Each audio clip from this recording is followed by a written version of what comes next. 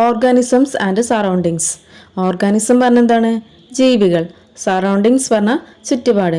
ജീവികളും ചുറ്റുപാടും. ഈ ഒരു ചിത്രം നോക്കൂ. ഈ ചിത്രത്തിൽ എന്തൊക്കെ കാണാൻ പറ്റുന്നുണ്ട്? ഒരു പോണ്ട് ഉണ്ട് അല്ലേ? ആ പോണ്ടിൽ ഫിഷ്, ഫ്രോഗ്, ടർട്ടിൽ, ക്രാബ്, അതിന് ചുറ്റുമായി മരങ്ങളും ചെറുജീവികളും ഉണ്ട് അല്ലേ? ഈ ജീവികളെയൊക്കെ നിരീക്ഷിക്കുന്ന 4 കുട്ടികളെയും നമുക്കിതിൽ കാണാം. ആ കുട്ടികൾ തയ്യാറാക്കിയ ഒബ്സർവേഷൻ നോട്ടാണിത്. എന്തൊക്കെയാണ് ഇതിൽ പറയുന്നത്? Today we selected a water lily pond for environmental observation. പരിസ്ഥിതി നിരീക്ഷിക്കുന്നതിനായി ഇന്ന് ഞങ്ങൾ തിരഞ്ഞെടുത്തത് ഒരു ആമ്പൽ കുളമാണ്. We travelled along the edge of the paddy field and reached the bank of the pond. ഞങ്ങൾ നെൽ വയലിൻ്റെ അരികിലൂടെ പോയി ആ കുളത്തിൻ്റെ കരയിലെത്തി. From the shade of a tree on the bank we observe the pond. ഞങ്ങളൊരു മരത്തിൻ്റെ തണലിൽ നിന്നുകൊണ്ട് ആ കുളത്തെ നിരീക്ഷിച്ചു. The water was crystal clear. വെള്ളം നല്ല തെളിഞ്ഞ വെള്ളമായിരുന്നു. Water lilies were in full bloom. വെള്ളത്തിലെ ആമ്പലുകളെല്ലാം വിരിഞ്ഞിരുന്നു. We noticed various aquatic plants, mosses and fallen leaves on the water. ആ വെള്ളത്തിൽ അവർ നിറച്ച് അക്വാട്ടിക് പ്ലാന്റ്സ്, അതായത് വെള്ളത്തിലുണ്ടാകുന്ന ചെടികൾ, അതുപോലെ മോസസ് പറഞ്ഞാൽ പായൽ, അതുപോലെ വീണ് കിടക്കുന്ന ഇലകളെയും കണ്ടു. Grasses, vines and shrubs were growing along the bank of the pond. ആ കുളത്തിൻ്റെ ചുറ്റുമായി നിറച്ച് പുല്ലും വള്ളിച്ചെടികളും കുറ്റിച്ചെടികളും നിറഞ്ഞു നിൽക്കുന്നുണ്ടായിരുന്നു. There were birds, squirrels, chameleons, spiders, ants and other small organisms on the jamun tree near the pond. കുളക്കരയിലുള്ള ഒരു ഞാവൽ മരത്തിൽ പക്ഷികൾ, അണ്ണാൻ, കെമേലിയൻസ് പറഞ്ഞാൽ മരയോന്ത്, എട്ടുകാലി, അതുപോലെ മറ്റു ചെറു ജീവികളും ഉണ്ടായിരുന്നു. There was plenty of fish in the pond. ആ കുളത്തിൽ ധാരാളം മീനുകളും ഉണ്ട്. They occasionally come to the surface and open their mouths. അവ ഇടയ്ക്ക് കുളത്തിൻ്റെ മുകളിലേക്ക് വന്ന് അവയുടെ മൗത്ത് ഓപ്പൺ ചെയ്ത് പിടിക്കും. Frogs, tadpoles, crabs, snails, water snakes and other aquatic organisms were also the inhabitants of the water lily pond. ആ water lily പോണ്ടിലുള്ള മറ്റ് ജീവികളാണ് തവള, ടാഡ്പോൾസ് പറഞ്ഞാൽ വാൽമാക്രി, അതുപോലെ ഞണ്ട്, ഒച്ച്, വാട്ടർ സ്നേക്സ് എന്നിവ. We played by throwing small stones into the pond creating ripples.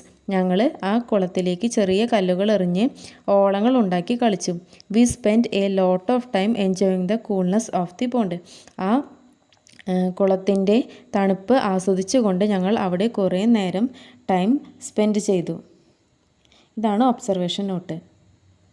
ഇനി ഈ ഒബ്സർവേഷൻ നോട്ടുമായി ബന്ധപ്പെട്ട് കുറച്ച് ക്വസ്റ്റ്യൻസ് താഴെ തന്നിട്ടുണ്ട്. എന്തൊക്കെയാണെന്ന് നോക്കാം. Did you read Raina's observation notes?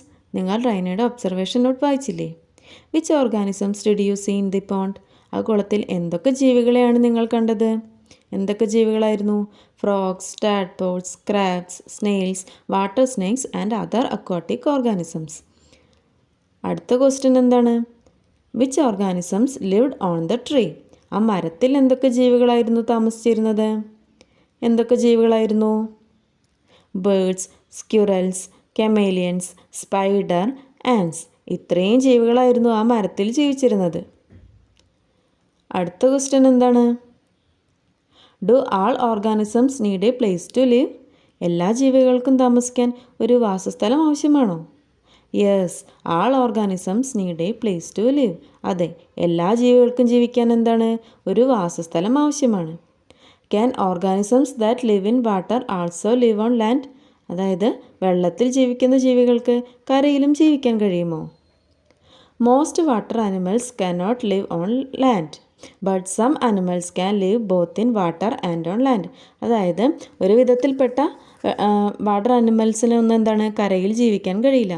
പക്ഷേ വെള്ളത്തിലും കരയിലും ജീവിക്കാൻ കഴിയുന്ന ചില ആനിമൽസ് ഉണ്ട്. എന്തൊക്കെയാണവ? തവള, ആമ, ഇവയ്ക്കാണ് കരയിലും വെള്ളത്തിലും ജീവിക്കാൻ കഴിയുന്നത്. നെക്സ്റ്റ് ക്വസ്റ്റ്യൻ നോക്കൂ. Why can't fish live on land? എന്തുകൊണ്ടാണ് ഫിഷിന് കരയിൽ ജീവിക്കാൻ കഴിയാത്തത്? എന്തുകൊണ്ടായിരിക്കും?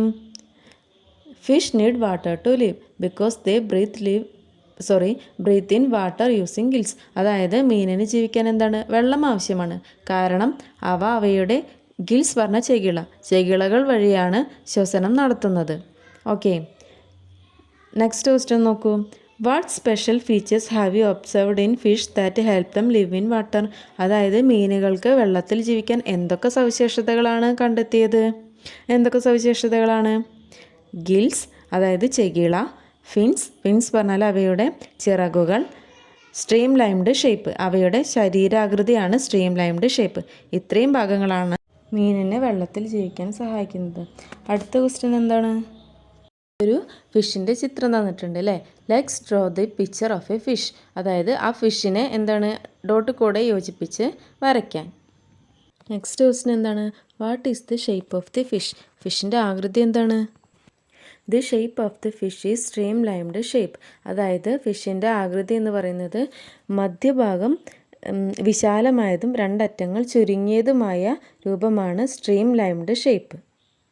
Next question, how does this shape help the fish move in water? ഈ ശരീരാകൃതി അവയെ എങ്ങനെയാണ് വെള്ളത്തിൽ ചലിക്കാൻ സഹായിക്കുന്നത്? The streamlined body helps fish move efficiently in water by minimizing drag and resistance. അതായത് ഇവയുടെ സ്ട്രീംലൈൻ ഷേപ്പുള്ള ശരീരം വെള്ളത്തിലെ പ്രതിരോധം കുറച്ച് അവയെ എളുപ്പത്തിൽ സഞ്ചരിക്കാൻ സഹായിക്കുന്നു. അടുത്തത് ഇവിടെ 2 ബോട്ടിൻ്റെ പിക്ചേഴ്സ് തന്നിട്ടുണ്ട്. Observe the shape of the boats. ഈ ബോട്ട്സിൻ്റെ ഷേപ്പ് ഒന്ന് ഒബ്സർവ് ചെയ്ത് നോക്കൂ. രണ്ടും ഒരുപോലെയാണോ? അല്ല അല്ലേ, ഒന്ന് നീളത്തിലുള്ളതാണ്, ഒന്ന് റൗണ്ടിലാണ്. Which of the shapes is more suitable for travelling through water? ഇതിൽ ഏത് ഷേപ്പാണ് ഏറ്റവും കൂടുതൽ നമുക്ക് വെള്ളത്തിൽ പോകാൻ അനുയോജ്യമായിട്ടുള്ളത്? ഏത് ഷേപ്പാണ്? അതെ, ഫിഷിൻ്റെ ഷേപ്പുള്ള ബോട്ടിലാണ് അല്ലേ നമുക്ക് കൂടുതൽ അനുയോജ്യം. അപ്പോൾ സ്ട്രീം ലൈംഡ് ഷേപ്പുള്ള ബോട്ടാണ് നമുക്ക് ട്രാവൽ ചെയ്യാൻ സ്യൂട്ടബിൾ. നെക്സ്റ്റ് ക്വസ്റ്റ്യൻ നോക്കൂ. Have you noticed how fish move in water? അതായത് മീനുകൾ വെള്ളത്തിൽ എങ്ങനെയാണ് പോകുന്നത് എന്ന് നിങ്ങൾ ശ്രദ്ധിച്ചിട്ടില്ലേ? How do they change their direction? എങ്ങനെയാണ് അവയുടെ ഡയറക്ഷൻ ചേഞ്ച് ചെയ്ത് പോകുന്നത്?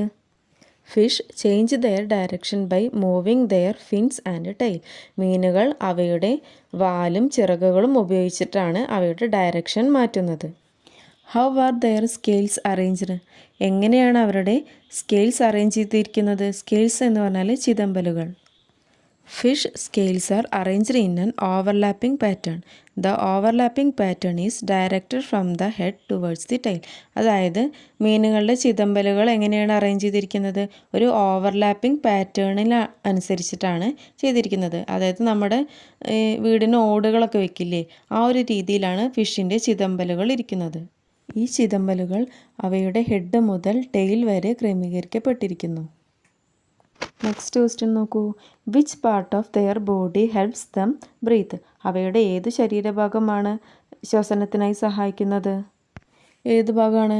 നമ്മൾ നേരത്തെ പറഞ്ഞിരുന്നു അല്ലേ, ഗിൽസ് ഹെൽപ്സ് ടു ബ്രീത്ത്. അവയുടെ ചെകിളകളാണ് അവയ്ക്ക് ശ്വസനത്തിനായി സഹായിക്കുന്നത്.